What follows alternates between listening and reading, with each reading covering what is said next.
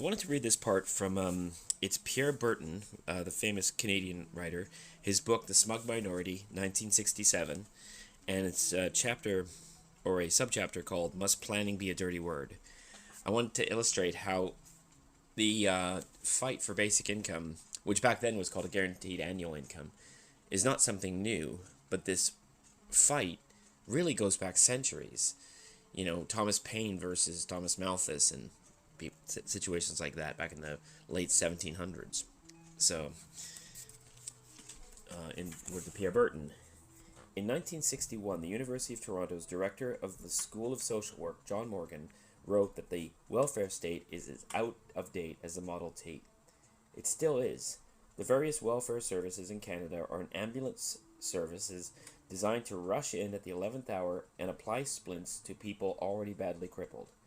What is needed is a plan for preventative social medicine, of which the guaranteed annual income might easily be the foundation, which will be accepted by the general public as casually as it now accepts the plans for a new post office. The advantages of such a systemic and planned attack on poverty ought to be obvious. Can we afford it? Surely the answer must be that we can no longer afford to ignore it. Some tentative plans have been made in this direction, but they have been a long time in coming, and they will be slow in hatching. The very term planning has, after all, been a dirty word in Canada for a long time. The business establishment has purposely made it so. Again, the Chamber of Commerce has led the attack. Its bulletin has consistently hit out at those who would support a planned society. Similarly, the property owner, official voice of the Ontario Property Owners Association, has rallied against, quote, the social planner with his unrealistic and childish attitude towards costs, unquote. The Empire Club has applauded attacks by a United States steel tycoon on the quote, dismal effects of central planning, unquote. And, as might be expected, the Royal Bank letter has had its say. It is curious that businessmen who wouldn't erect an office complex without a set of carefully prepared architect's blueprints, who wouldn't dream of leaving their personal future unplanned through the lack of insurance policies, who won't go for a 2-day business trip without drawing up an itinerary, these same people are opposed to any form of planning by government. In his 1964 study, The Family in Canada, Frederick Elkin reported on a group of 47 multiple problem families in the Ottawa area. These families were living in housing which was crowded, in poor physical condition, and costly.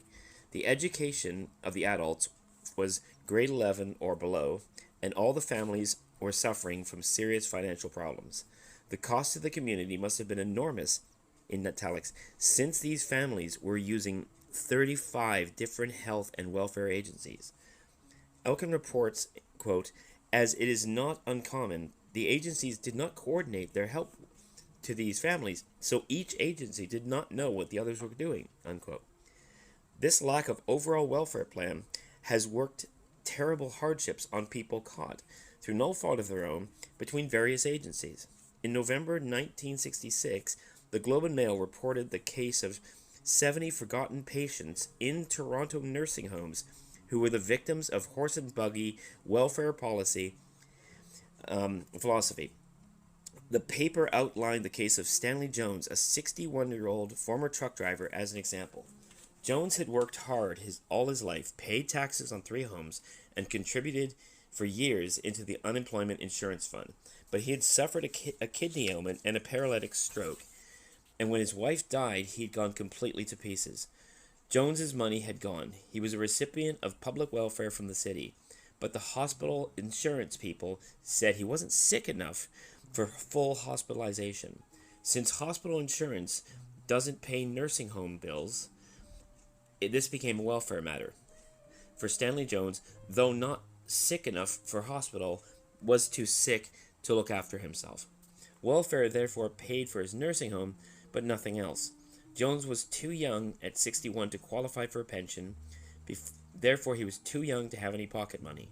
Along with 70 other patients in the city, he had to beg if he wanted anything personal: razor blades, a haircut, cigarettes, toothpaste, a stamp for a letter, or a daily newspaper. When the Canadian Chamber of Commerce talks about planning and freedom, it ought to ask itself whether In the free and unplanned society, it advocates Stanley Jones in any sense a free man.